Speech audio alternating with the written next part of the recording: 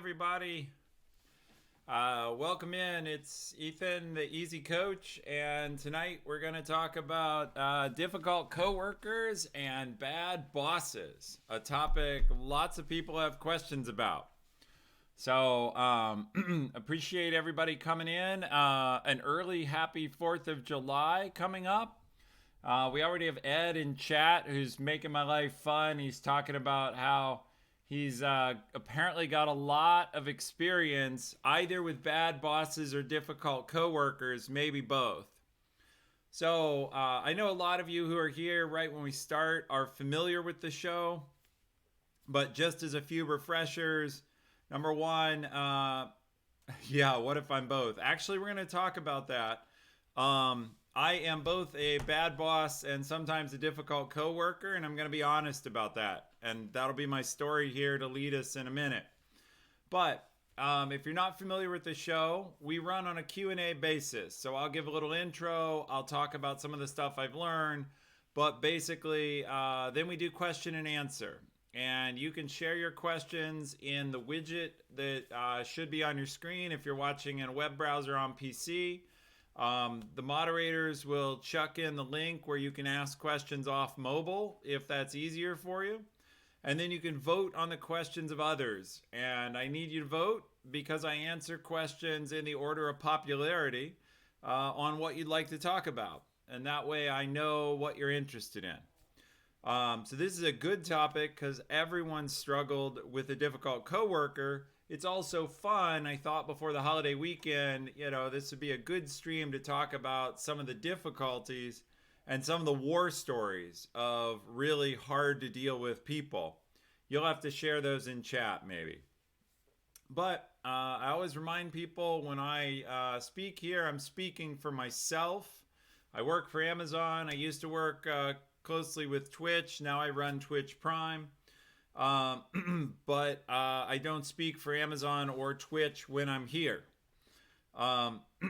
So the other thing I'll share coming up, hopefully all of you have seen the announcement of Prime Day happening in a couple weeks. I will be off the air for 2 weeks while we go and run some Twitch Prime events around Apex Legends and FIFA. The FIFA event in London on July 13th and Apex Legends in Las Vegas, July 11th to July 13th. And I'll probably share some photos and updates from that when I come back. We're going to have some good guests. And even though I don't normally talk about Twitch too much, I'll share some of that so we have some fun. Okay. What else can we talk about here? Bad bosses. I thought about this a lot, and I wanted to give you guys a chance to start putting questions into chat. I went back and counted. And over the course of my career, I've had about 20 managers. Hey, the Rex. Good to see you. Always our middle of the night guy coming in from Hamburg. Might be he gets the award for most dedicated viewer because he's up in the middle of the night, or, he actually lives down the street in Tacoma and just doesn't admit it. I don't know. Anyway, I believe he's probably in Hamburg, Germany. So I've had about 20 managers over my career, and I did a little work, and I divided them tonight just for my own edification. How many of them were good bosses? How many of them were kind of neutral? And how many of them did I struggle with? I'm going to be very polite and circumspect here because this ends up on YouTube. And if any of the folks I struggled with find it, I love you all dearly. We just didn't see eye to eye perfectly. So,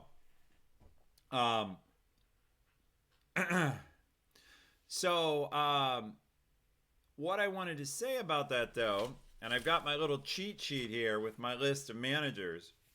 For the 5 managers that were really good, they all had the same traits.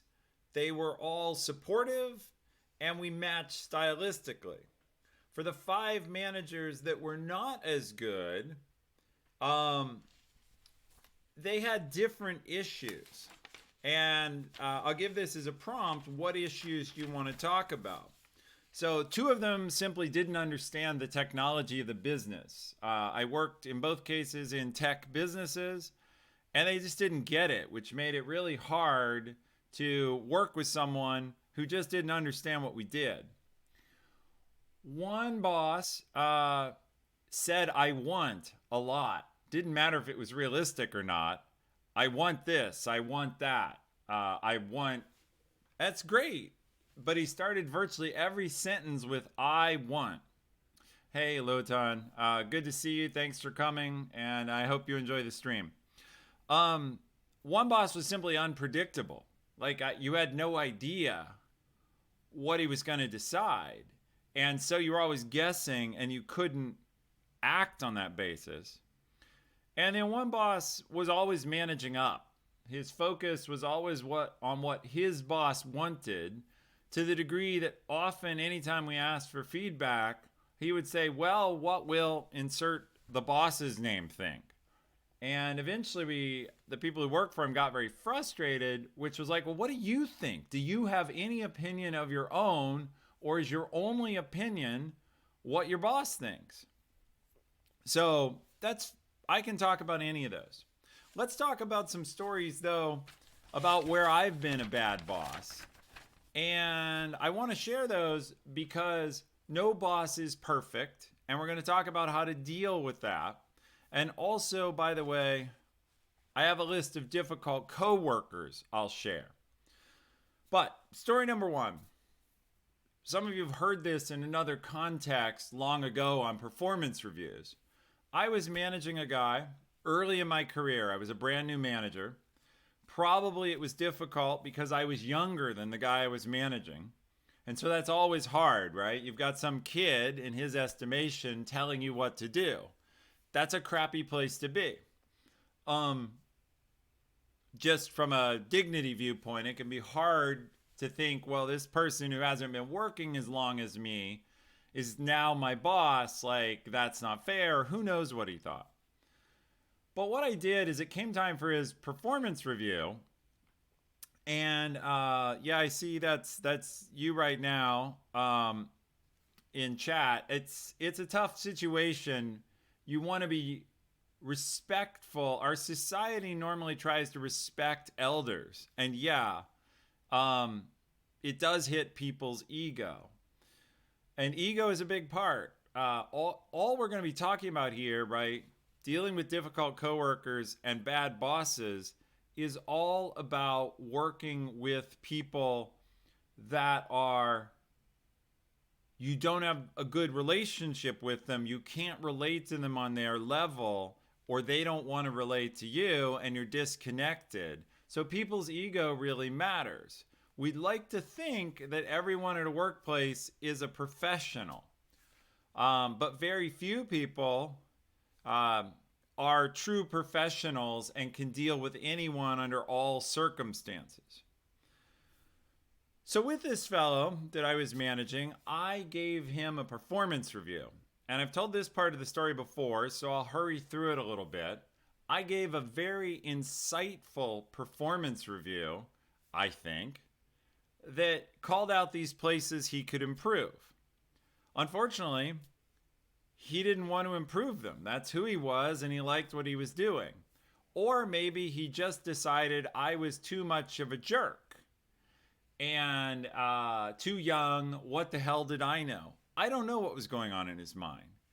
But I know by trying to tell him, you can change this, you can change that, when he wasn't ready to hear it, I became a bad boss for him.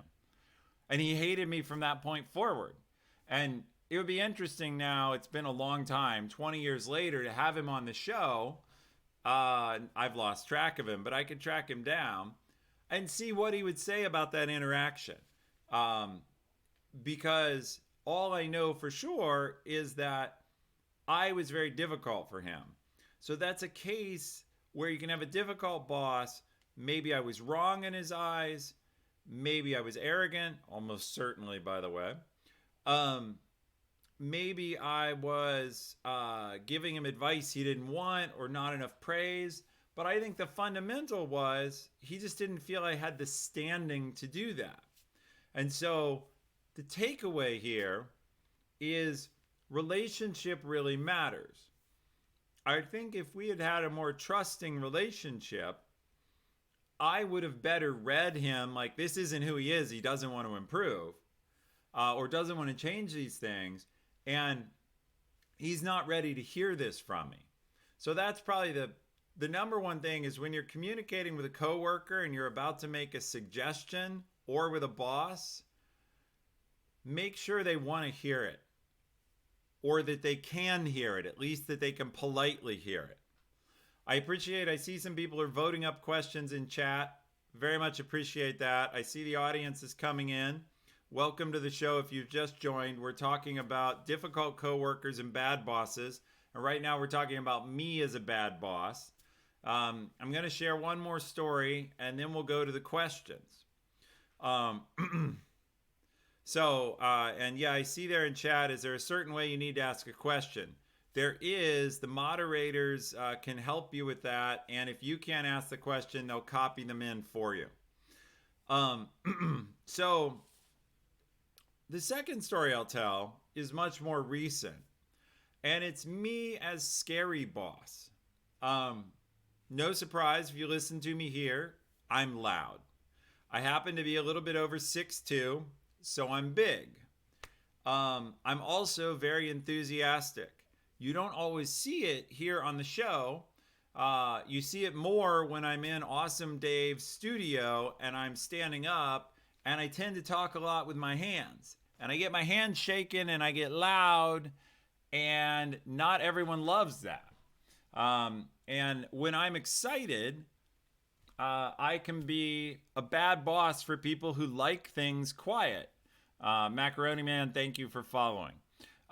So in that situation, the point is recognize that you are not the easiest person to work with yourself. And so part of what I want to share in this stream is we're all the difficult coworker for somebody else. And if you are a manager, you're the bad boss for somebody else. So just consider trying not to be that, or at least to be aware. And we're going to talk about some tools as questions come up, what we can do. So with that, those are my two stories. I see there's a question, it's several questions that have got a lot of votes. So I'm going to jump straight to those because I love to do the interactivity. And we'll chat about the questions. And then if you guys need more prompts for topics, we'll come back to them. We're also going to do a couple of fun things tonight that are interactive. So first question here, there it is. How do you handle, and by the way, I haven't pre-thought about these. This just came in, so we're winging it. How do you handle a manager who thinks he knows what he's talking about, but actually does not, and therefore gives bad objectives? How do you tell them they're wrong in a polite way? Great question. So, number one, don't try and do it in public in front of an audience unless you have a really good relationship with that manager. If you have any choice at all, wait until it's in private. Second, if you can, don't just make it my opinion versus your opinion. Make it based on data or something objective. So if you have any way to prove that maybe it's a bad idea, or you can bring a second person, use data. Exactly what the Rex 243 said. Use data. And that's a key. And Rex, I see you talking about leadership and self-deception. We're going to talk about that book in a little while. If I don't get back to it towards the end of the hour, bring it up again because I want to hit it, and I'm going to share that with everyone. But, and therefore, if they're giving bad objectives, try to have proof of that. If you do have to have a debate where it's opinion, try to bring multiple people. Somebody here says facts don't care about emotions. So at Amazon, we do try and have a saying, which is data always wins. Data is should be objective. Now remember, There are lies, damn lies, and statistics. You can make data say anything you want, but if you're honest, do it that way. Try and use data and try and get people. Don't spin the data, but try and show it. Chat says, don't oppose their view, question their opinion in a way that makes them open to the possibility they're wrong. I absolutely agree. Try to ask questions. Try not to ask the questions, but instead try to ask something that will get at their reasoning. Hey, why do you believe this? Another really powerful question is, we don't see it that way, or I don't see it that way. What would help you believe that there's another way to do it? Or what would help you believe? What would it take to convince you? You give them hypothetical and open. You're not saying change your mind. You're saying, hey, what sort of evidence would lead you to a different conclusion? Or what would you need to see to believe what I'm saying? And Rex suggests the Socratic method. The Socratic method, probably a lot of you know, but for anybody who doesn't, the Socratic method is the idea that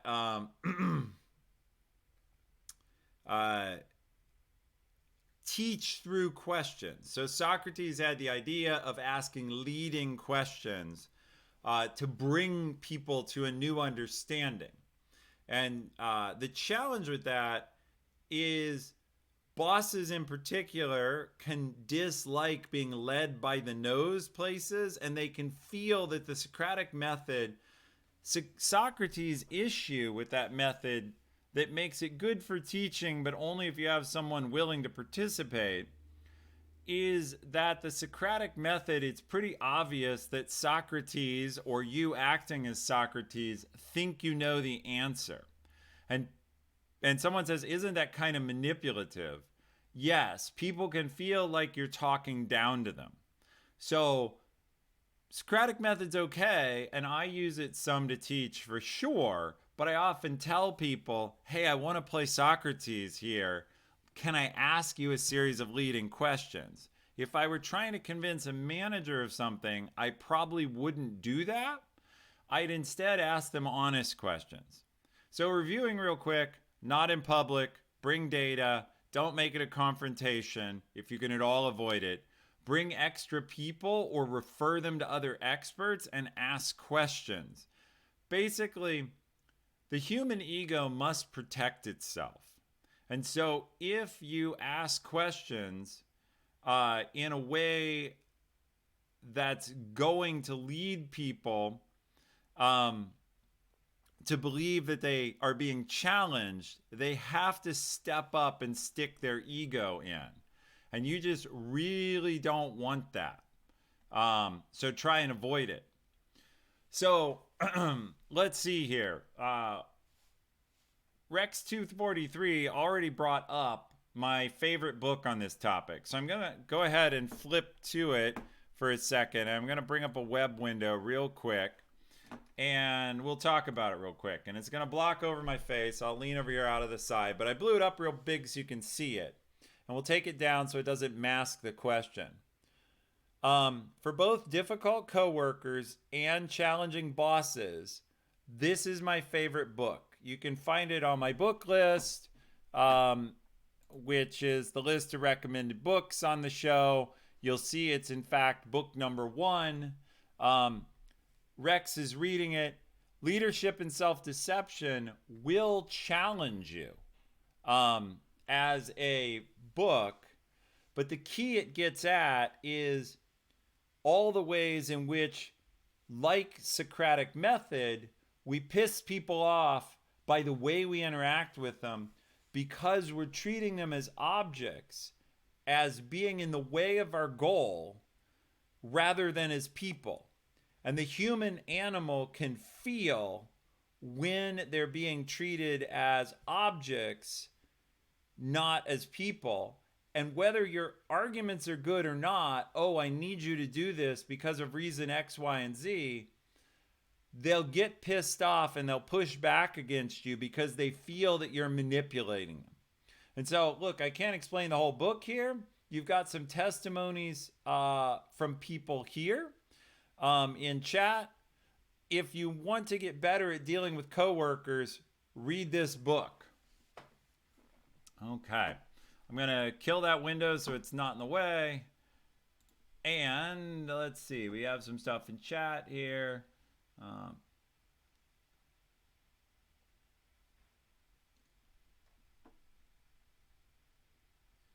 All right. AutoMod's really funny. It held Ed's message because it says you see X company, and it decided it was a message about sex. So Ed, clean it up. You can't see X company. You need to like see Y or Z company.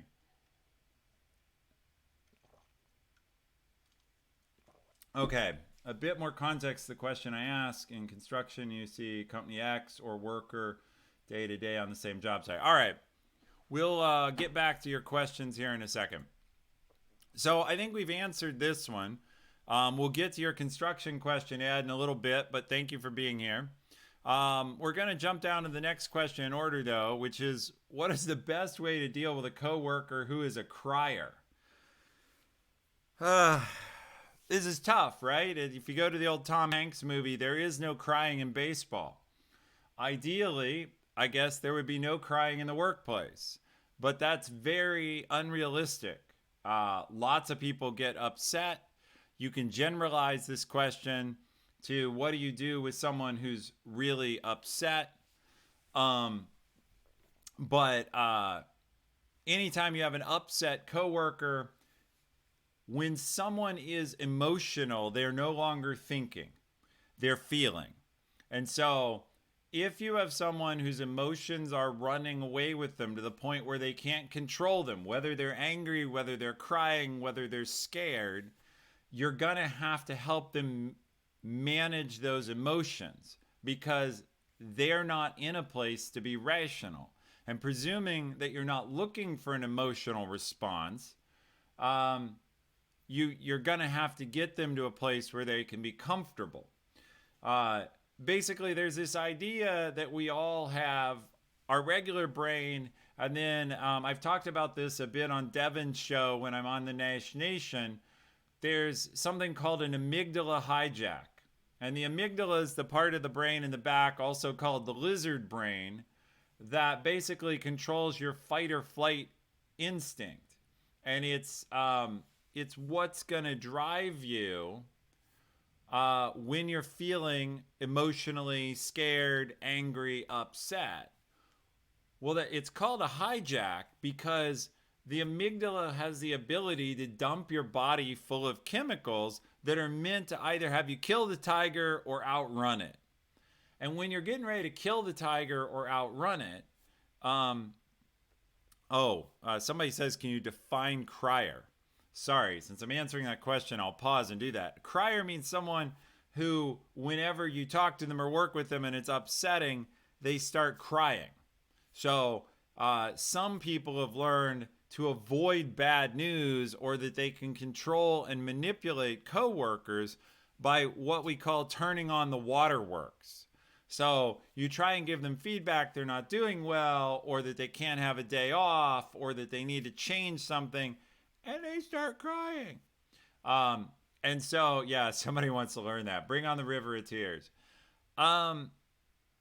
It's obviously difficult.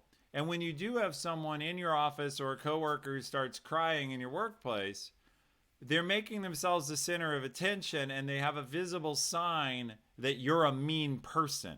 So it puts everything back on you. I've spent a little bit describing the hindbrain state. Bottom line is, you got to give people space, and you just ask them. It says, is it literally crying? Yes, some people absolutely literally cry. And Greasy Wheezy, yes, this is the coaching channel. So, if you're crying, and if someone's crying, you basically have to give them space and say, do you need a few minutes to compose yourself? Do you want to come back and address this later? But you don't let them off the hook that they're going to have to address whatever the issue is. And so, any book recommendations on management psychology with the lizard brain, the hindbrain? I'll think about that. I don't have a perfect book on amygdala hijack. Maybe somebody in chat does. And I see Rex says pitch anything is one. So if somebody's crying, bottom line, the way you deal with a crier is you give them time to get prepared, if you can, and you say, we're going to have a conversation about this topic, and you let them get ahead of it. Hey, Devin. So Devin Nash is here. Always glad to have him. He brings the Nash Nation with him. Devin and I are going to be doing a show again together in a couple weeks on Monday the 22nd. We're going to go through a day in the life of my schedule. And so I'm going to bring in either a day or a week. And I will bring in a schedule from my workplace. I'll anonymize it, and we'll talk through a week of what it's like to do my job at Amazon, good and bad. I thought of it, and I really am going to answer the question with Devin, what the hell does the boss do all day? Because let's be honest, everyone has wondered that. What the hell does the boss do? Now, somebody here says, you don't want that type of coaching from Ethan. What, can you coach me on how to get rank 14 in World of Warcraft Classic? No, not at all. Well, I can, absolutely. Grind a lot. And if that doesn't work, give your account to somebody in China and pay them to do it. Those are two classic ways to get anything you want in World of Warcraft. But that's not what we normally talk about here. So I won't answer any more gaming questions. All right, outsourcing. So bottom line with criers, give them time. And then if they start crying, tell them they're going to have to come back later and answer it. But let them go on their way. Give them time. Say, hey, let's talk about this in an hour. Let's talk about this when you have composed yourself. So that's good. That's funny. All right. Going to take the next question. Keep putting questions in chat. I'm sorry, not in chat, what I say. Keep putting them in the extension and voting. The way to add questions just came up there. And so please fill them out. But this one I know is from Ed. He gave me some context. And he said, I do mostly industrial construction. And I deal with multiple different sub and prime contractors.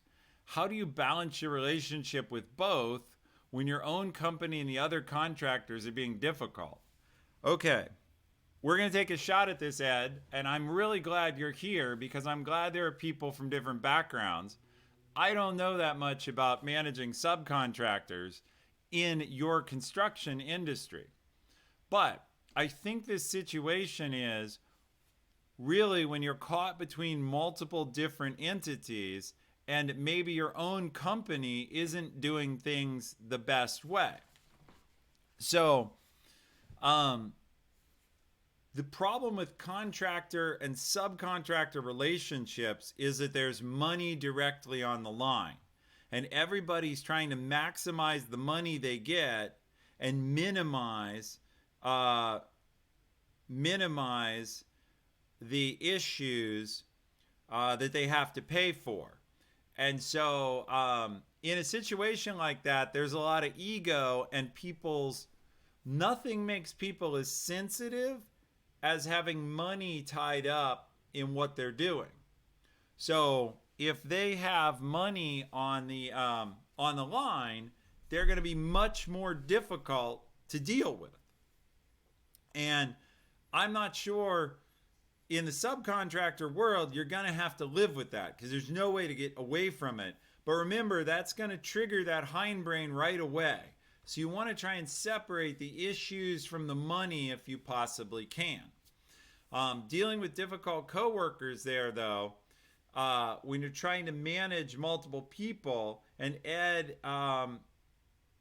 okay, you're adding to this in chat. I'm going to let Ed add to this in chat because it's a complicated question.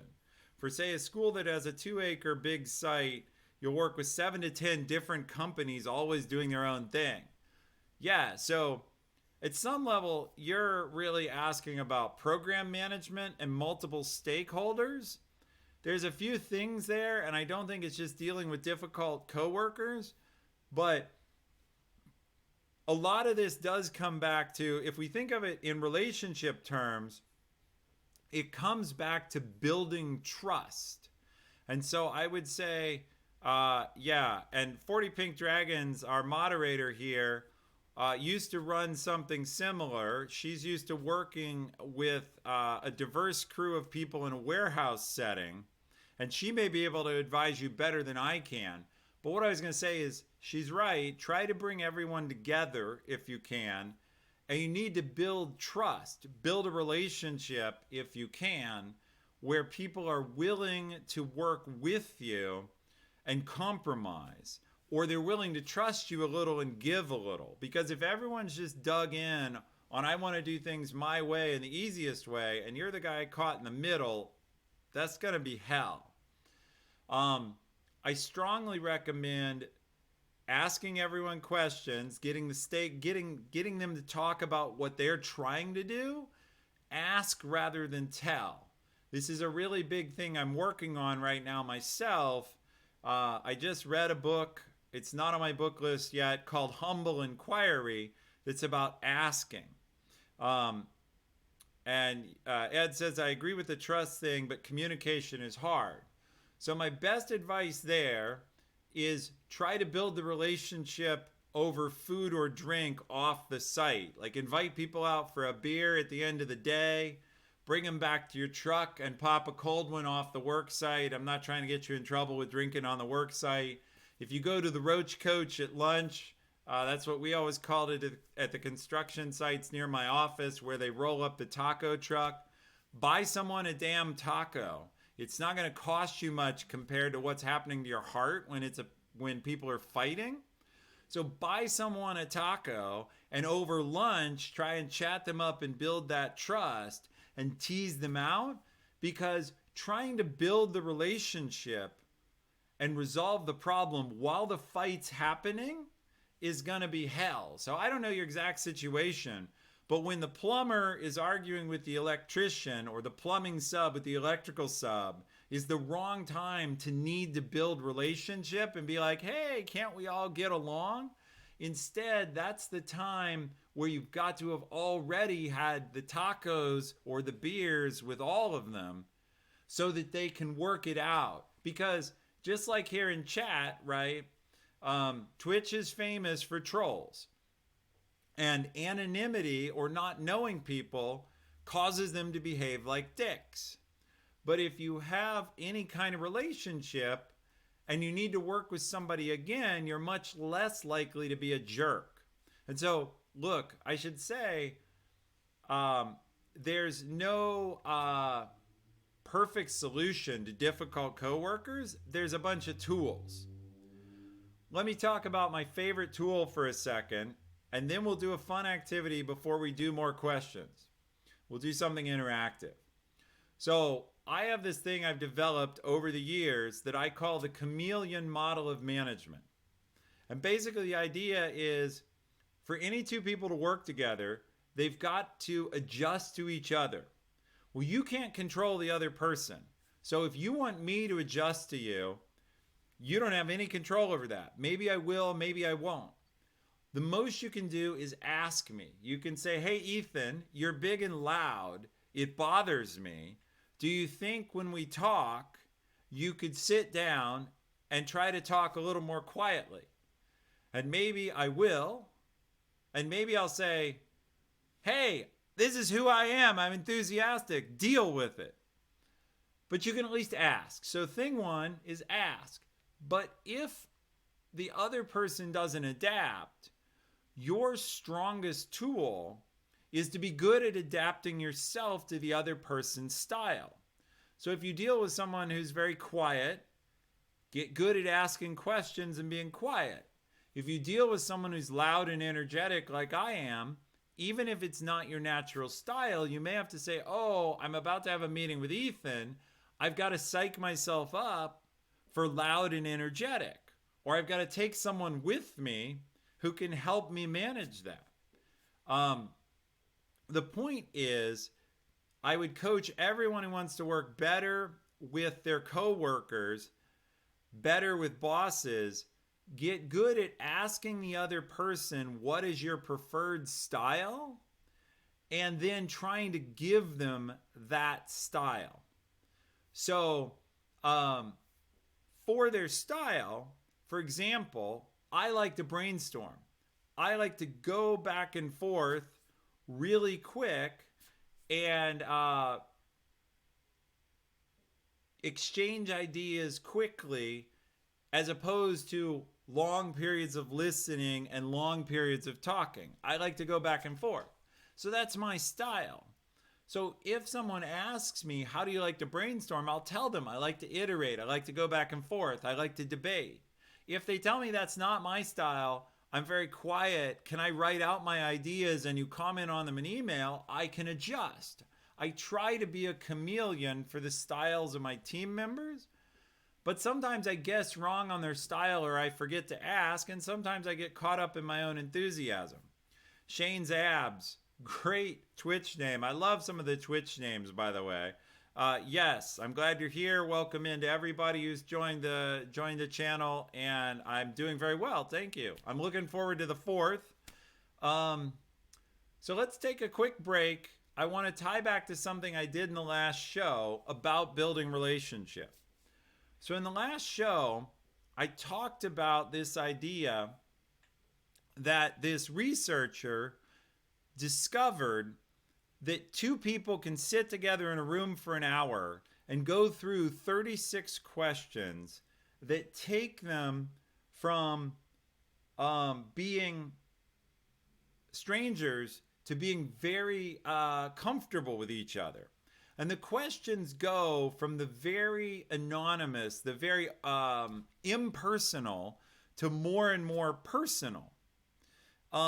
No, this is not staring in each other's eyes at all. That would be sad, and we can't do that here on Twitch together. You can stare into my eyes, I guess.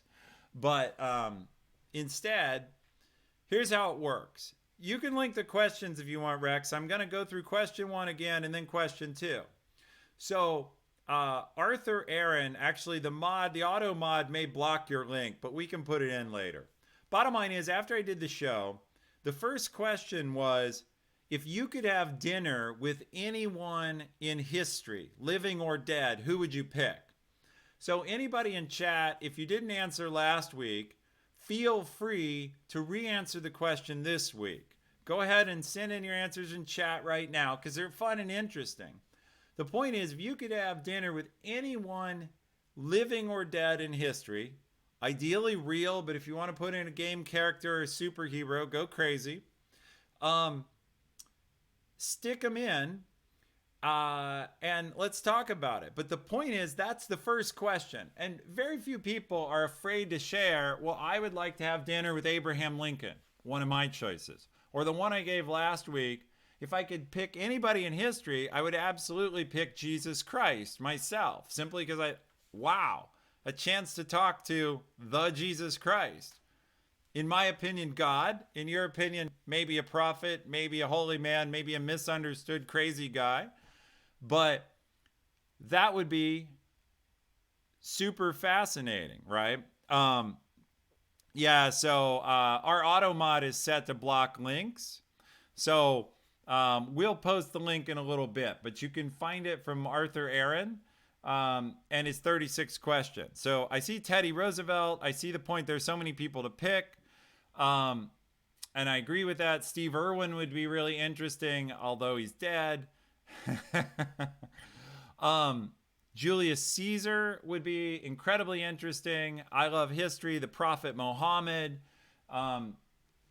Obviously Pineapple Shade may be a Muslim. I don't know. But my equivalent to Jesus Christ, Nelson Mandela, would be fascinating. All of these people. The point of the exercise was, when people start sharing this, and I made this point last week, you actually start feeling like you know them better. So if you're reading chat right now, feel free to join in. But when you're reading chat, you start to feel like you know these folks better. So Duke Twitch, whoever the human creator is, you know a little bit more about him. Pineapple Shade, we know a little bit more about you. Each person who shared. By the way, Ether Knight, Teddy Roosevelt is one of my heroes. I love one of his quotes. It's too long to go through right now. But I love all these choices, and I would happily have dinner with any of these people. The point is, though, you know more about them and you feel like they're human to you. So what I thought we'd do is every week now, we would do one of the questions, and we'd work our way through the whole list of 36. So question 2, which would be fun to put in chat, feel free to give your answer. The question was, would you like to be famous? And if so, in what way? Because you can be a famous athlete, you can be a famous industrialist, you can be a famous politician, you can be a famous scientist. So would you like to be famous? Everybody in chat who's interested, go crazy. Answer if you'd like to be famous and share what kind of famous you'd like to be. And then we'll go back to the questions. It's just a way of giving you guys a break, having a little interactivity, and building something that we'll do week over week. T Weirdo 3, no, you don't want to be famous. I got it. You don't want to be famous. So there's a bunch of people who don't want to be famous. Chalupa Whale would like to be a sports commentator. The Rex would like to be famous in a small niche. So for events is good, but I like your personal privacy. Yeah, it's interesting. Since I started working for Twitch and a little bit for Amazon, I've actually had people wanting to take selfies with me, which is very disturbing if you've never thought about it. Like, people are like, oh my God, you work for Twitch. You're vice president there. I want to take a selfie with you. And I'm like, really? That's very unusual. But happy to do it. I've also had people take pictures with me in China because I'm really tall. So a few other answers here. People want to be famous for their knowledge. They don't want to be famous at all. I'd say this is interesting. More than half the people responding don't want to be famous. I haven't answered for me, by the way. I think I would like being famous. Number one is if I could become the U.S. president without going through all of the politician stuff on the way, being a senator and whatever, I would definitely try it. I do realize, by the way, being president is very bad for your health. It ages you and all sorts of things. But I would do that job if I could. The second thing is I'd like to be famous for what I do right now. I'm trying, as most of you know, with the EZ Coach. My goal is to help folks grow in their career. It's to share the lessons I've learned the hard way. Oh, and hey, Pineapple Shade, I see you subbed at tier 1. I missed that. I see the notification now. Thank you very much for the sub.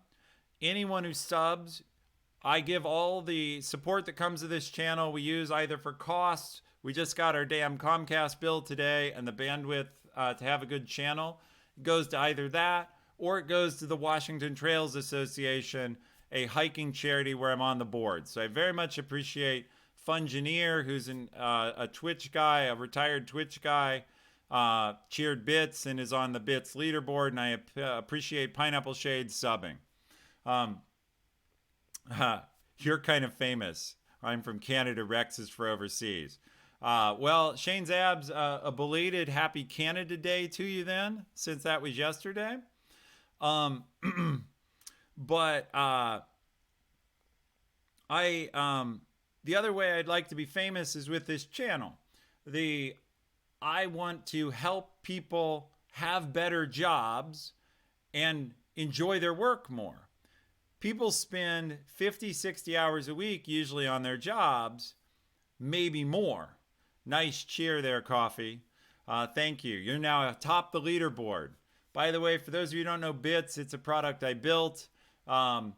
Each bit is worth a penny. So Coffee there ringing in with 11 cents. Love it. I love to see Bits used simply because I built them, along with my team. Yeah, I am technically kind of famous, Pineapple Shade comments.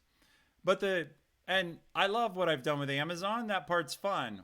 I'm now seeking a new type I guess, of minor fame, which is to help more people be happy in their jobs because so many people hate their jobs and so many people fail at their jobs for reasons they don't understand. So, yesterday I had a very bad day.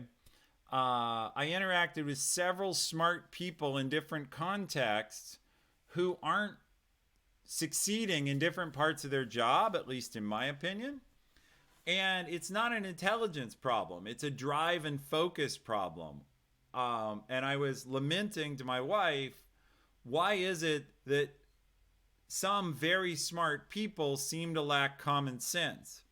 That's a longer topic than tonight. Coming all the way back to end this question, and then we'll go back to the list of questions. This is question 2 on the list of 36. And you can see how they're starting to get a tiny bit more personal. So asking you, who would you go to dinner with? Pretty like whatever. Everyone will answer that. Would you like to be famous? That's a little bit more about you. And this psychologist figured out that you can ease people into talking about themselves. Well, for all we talked about in a previous show about influence and now dealing with difficult coworkers, as you get to know someone and you can ease them into sharing about themselves, they will share more and more. And there's another experiment about this, maybe I'll put it on the show next time, where they tried this by having a guy, an actor, walk up to people at a bus stop, and he said one completely impersonal thing, and he said one somewhat personal thing, and then they recorded how different their reactions were. So his impersonal thing was something very close to, oh, thank God it's Friday. And his personal thing wasn't super personal. He would say to someone, oh, I'm glad it's Friday. I'm looking forward to the weekend. How about you? And it turns out that asking how about you and sharing a little bit that he was looking forward to the weekend totally changed people's responses. All right, I'm going to read chat here for a second because I dropped the bomb about why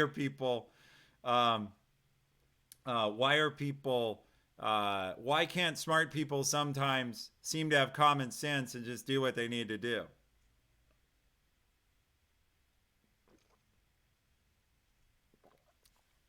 Wow. Ed, sometime you got to share more about your life, man. You do some very interesting things. High risk fall arrest work. To me, that means mountain climbing and trying to avoid falling down the glacier in the crevasse. I think you mean something completely different, but I'm looking forward to hearing about your life over time. So, Three Gun here says it's amazing when you compliment people on their shirts how much they light up. Yes, it is. Any way to engage people at a human level. So, let's go back to questions, though. Thank you guys for indulging me while we went on a journey through relationship building with the chat. And I appreciate all of you sharing what you thought about fame.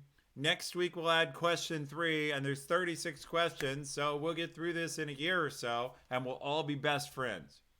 In the meantime, mods, go ahead and pop the next question up.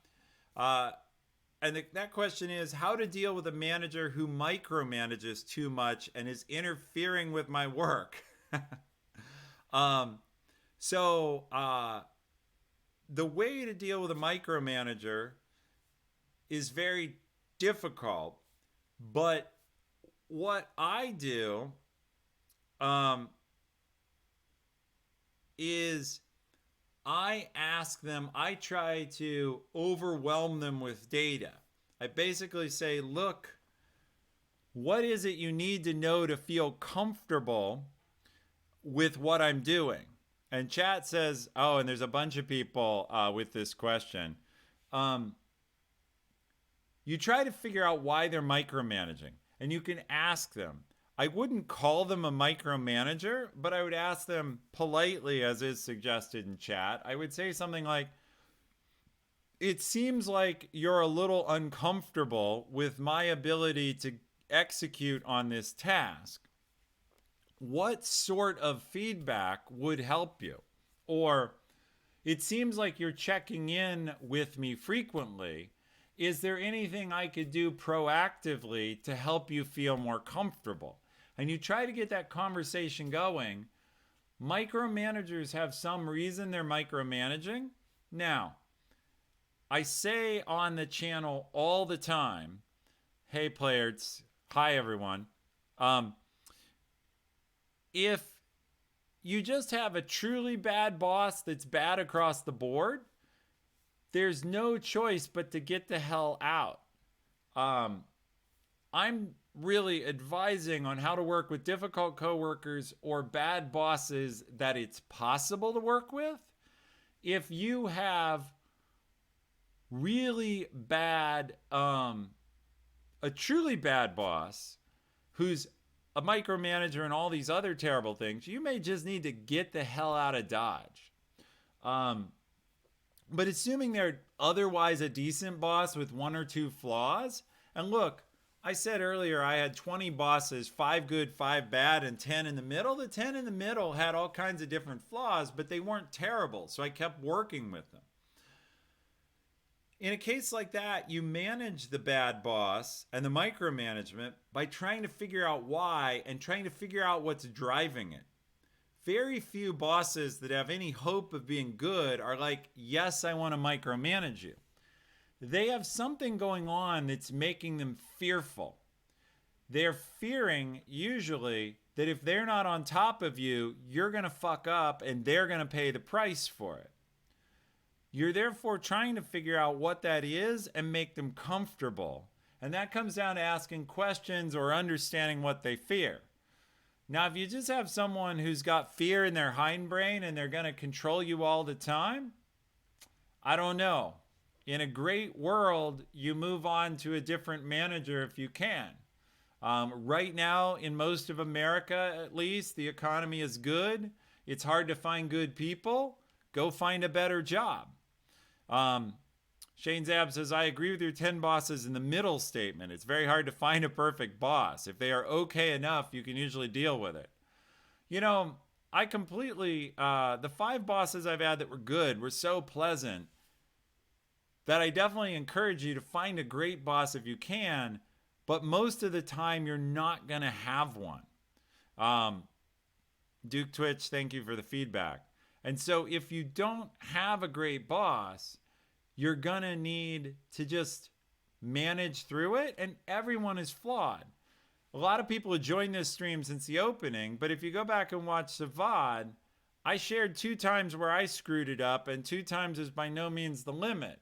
I try to be a really good boss, and there are a lot of people, there's some people in this chat, and certainly a lot in my community who know me as a boss and would say I'm generally a good boss, but none of them would say I'm a perfect boss. And so every boss has quirks.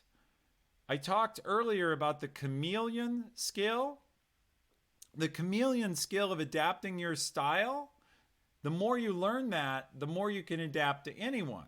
So it's good if you are a boss to be really good at adapting to the needs of others. But the better you get at that skill, and here's your motivation for it, when you have a boss that's difficult, you learn to adapt to them. So I was just coaching someone who's dealing with a boss that he finds very difficult. And I convinced him, look, you should try to figure out how to work with that boss, not because you want to work for him forever, but because it's good training for you. You're going to have other bosses like him. And so you need to get good at dealing with hard bosses. So let me quickly share a book, and then we'll go on to the next question. The book I want to share is a fun book. It's an old book, but it's a fun book that if you don't want to read Leadership and Self-Deception, read this. And it's not showing up. Sorry. Let me fix that. There we go. I got to move out of the way. So this book has a great title, and it's got really good archetypes in it of the sorts of people that you may struggle with. Obviously called Dealing with People You Can't Stand. It's got a number of difficult, let's see, let me get on camera. There we go. the thing I like about this book is it's very honest, and it talks about different types of people that are very hard to deal with. Let me see if any of it's in here in all the stuff. No. Oh, now I killed it. Daggone it. Let's see. Dealing with people you can't stand. So we'll go back to this. So dealing with people you can't stand, it's got good advice on all sorts of dealing with difficult people. And like one of the types of people it talks about, I recognized as me. And that type of person is called a tank. And the issue with a tank is when something goes wrong and you say you'll fix it, the tank doesn't back off. And that, for many people, they're like, well, yeah, I screwed it up, but I'll fix it. Or it's wrong, but I'll get it right. And they wondered, why the hell won't you let it go? And the reason was I was interested in how are we going to prevent it from happening again? And so what this book teaches is how to shut the tank up and how to recognize a tank and how to stop the tank from rolling over you. And so I learned from that to try to be less of a tank. I tried to do less bad things. But what I also learned was there's a bunch of different types in that book. So that book is like, if leadership and self-deception is all about philosophy of how to treat people well and is like the deep psychology, dealing with people you can't stand is like the fast, easy version that's telling you quickly, you see this type of person, this is probably their issue, this is how to disarm them or derail them. And it's got a bunch of classic failure types for coworkers. I don't have all the types memorized, but like one of the types in it is called the grenade. The grenade is someone who tends to like be quiet, blow up. Everyone knows a type they talk about in the book called the sniper. The sniper is the person who like, shoots people down, is silent, then shoots people down with little cutting, snipey comments like, well, that's just what you think. Or even things that are context free, that are personal attacks. Is like, well, that's easy for you to say. It's that kind of like undermining that's non-specific. And those kinds of folks are really, the book runs you through about 6 or 8 of them, and you can just learn to deal with them. Like, oh, this is how I deal with a sniper. This is how I deal with a grenade. This is how I deal with a tank. And the names are memorable so that you're easy to map onto what it is they do. Let's see. Regarding your tank style, how do you go about pulling that back while not shutting it down completely? Ultimately, that's part of who you are. So how do you balance the two? So Shane, those questions should go in ideally into our question widget, but since it's on something I was talking about, I'm happy to address it here since it's contextual. Look, my whole career has been learning to manage myself. And so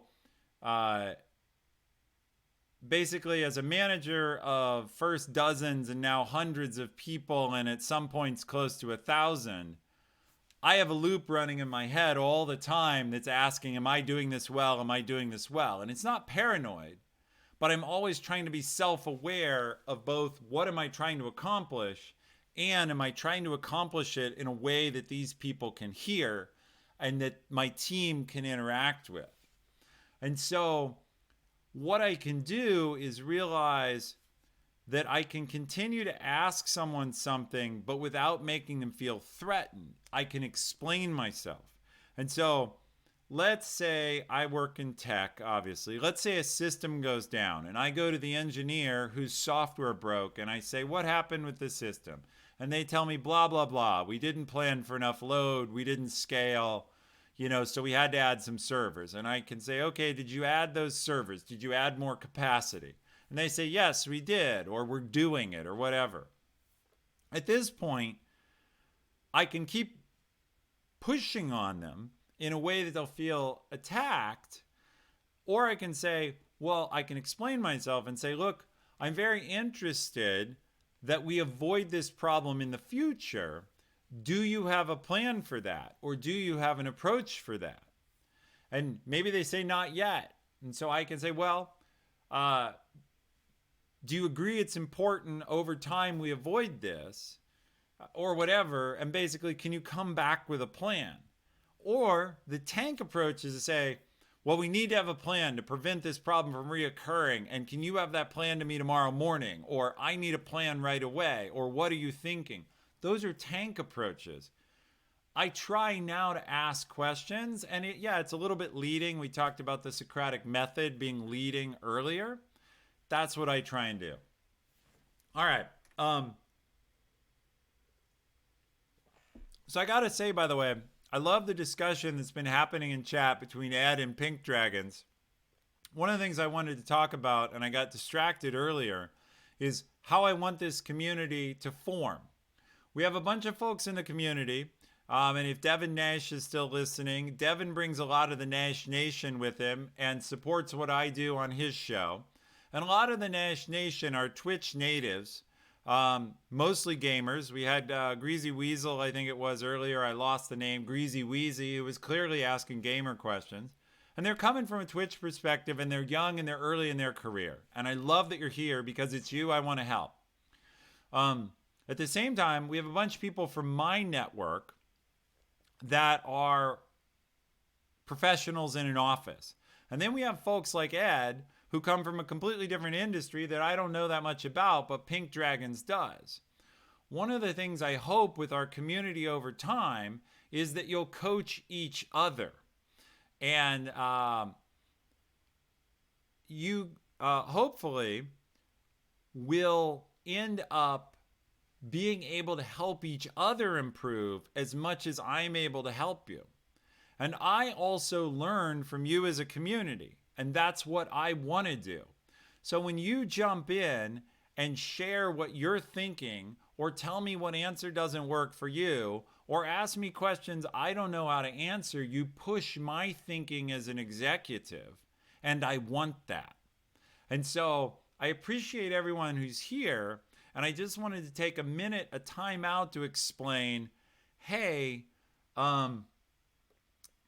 we're all here to get better together, I hope. And I will do everything I can to help this community, but sometimes you need to help each other and make connections in chat or through Whisper so that you can work with people who can help you with your specific issue. Because there's a million issues I can't help with. Someone very early, and he might have left the show about this, he might have left the show way earlier, was asking a question about an interview.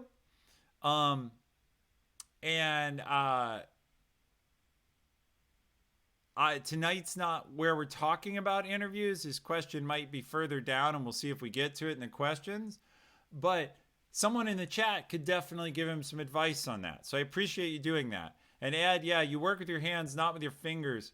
My brother was in construction, and he told me he's much older. My brother's 18 years older than I am. And one of the things he said to me when I was going to school is he said, you're going to really want to work with your mind, not with your back if you can. Now, that was his opinion. You may love what you do. But he definitely had a sore back some days from building houses and other stuff he did. And he was advising me, get out if I could. So, all right, let's go back to questions. How do you deal? The mods will post this up. The next question, and feel free to vote. We've gone for a long show, so if there's other questions you want me to answer, make sure you go into the Q&A widget and vote them up. Ed, I don't like going to the gym either. So how do you deal with a yes man? A manager who only wants to hear yes to everything they say, yes to whatever their boss wants, either out of fear or laziness. If you want to, first, same answer I always give. If they're a universally bad boss, get away. Come to this channel, learn new skills, improve yourself, get out of it. And if you have to deal with a yes man, though, a manager who wants to hear yes to everything, um, I guess I'd go to, you say it's either out of fear or laziness.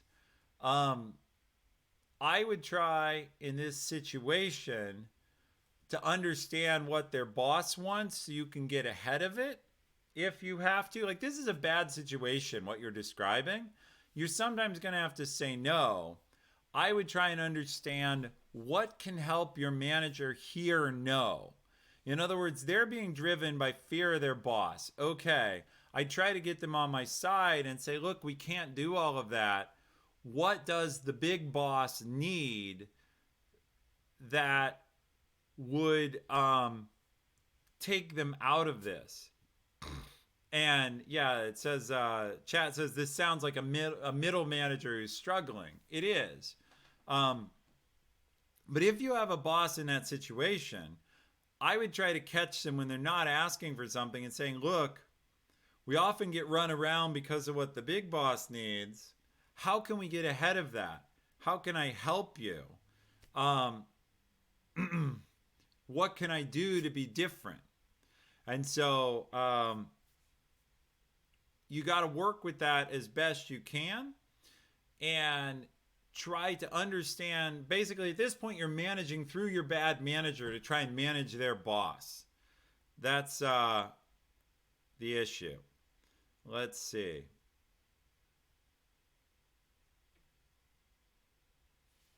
We got somebody who's got to go here. Mods, it looks like 005 here is needs a timeout. All right. Mods are on it. 005, see you later soon.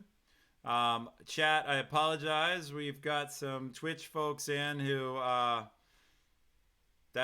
we use this platform because it gives us live interactivity, and we get a few people that we need to help see a better place to be.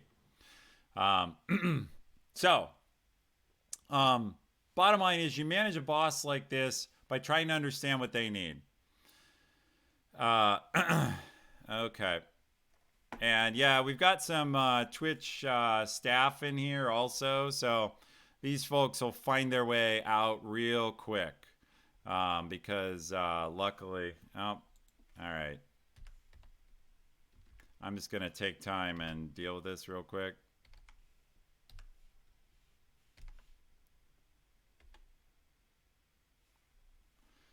All right. Okay. Well, anyway, yes, think Banhammer can actually. So I think we've got somebody who's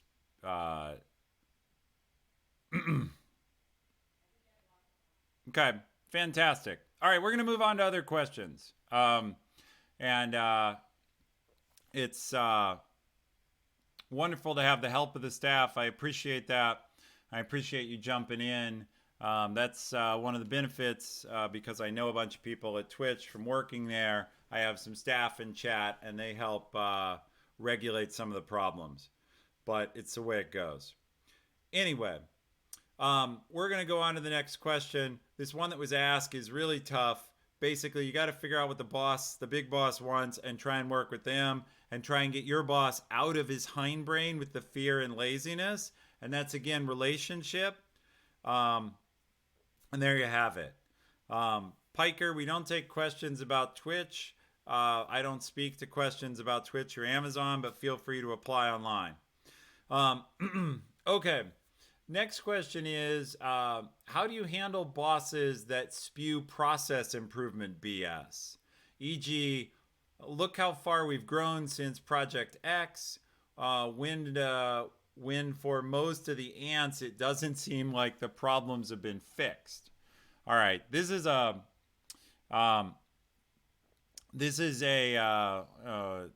we're going to move this one up here in a second so it shows for everybody.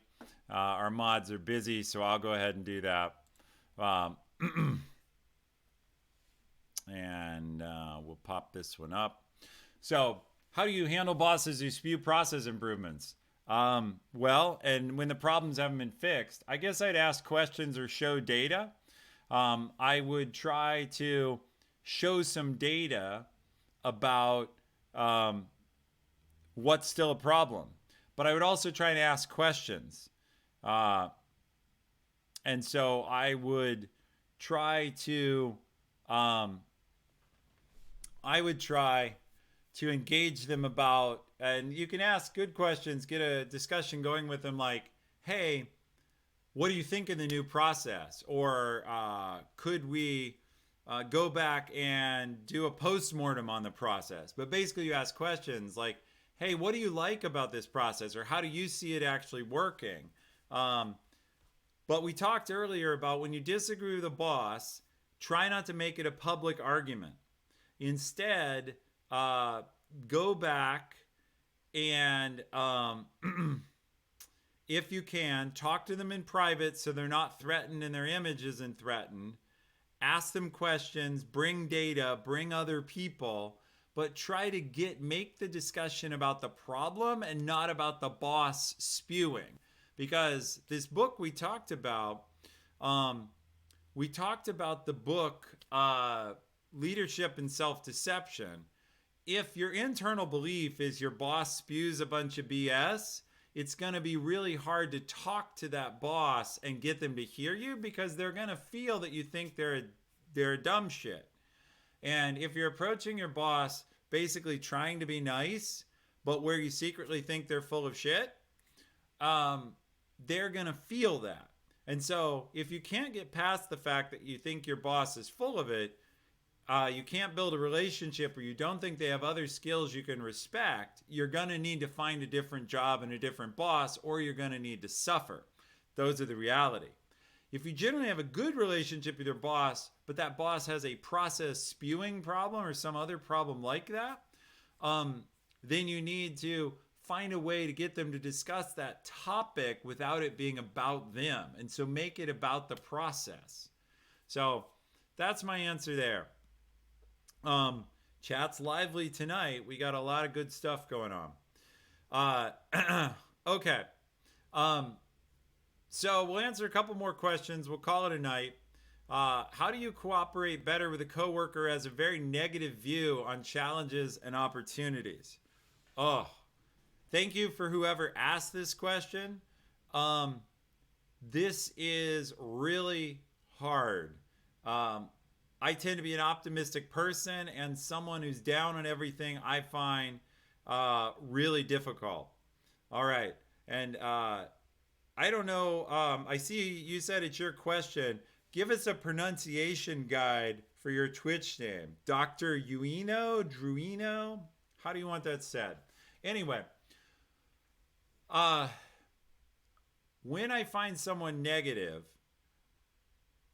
you're gonna get sick of me saying ask questions, but I try to ask them, what do you see is positive about this, or what do you suggest instead? You try to get them talking about what they see as an alternative. You put it back on them because they're probably like what I talked about in the book I brought up a few minutes ago called Dealing with People You Can't Stand. They're a sniper, right? The negative people are often snipers, and they're the type that's just shooting at shit, and I get really sick of it.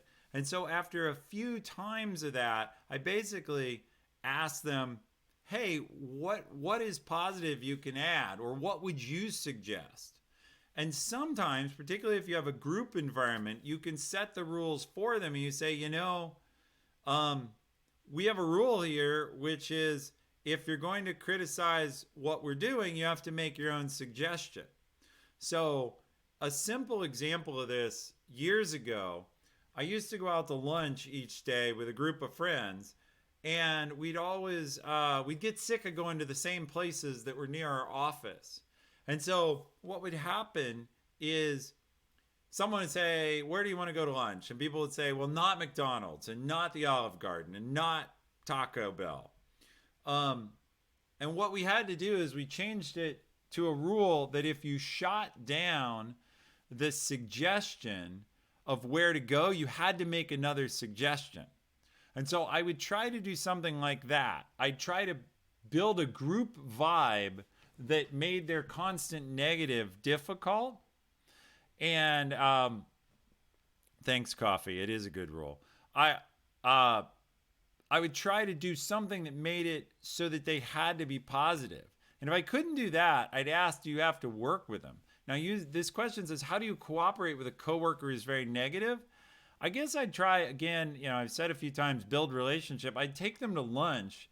And in the chameleon sense, I would say, hey, let's call them Fred. Fred is my favorite placeholder name, probably because I don't have anyone that I work with that's named Fred. And and so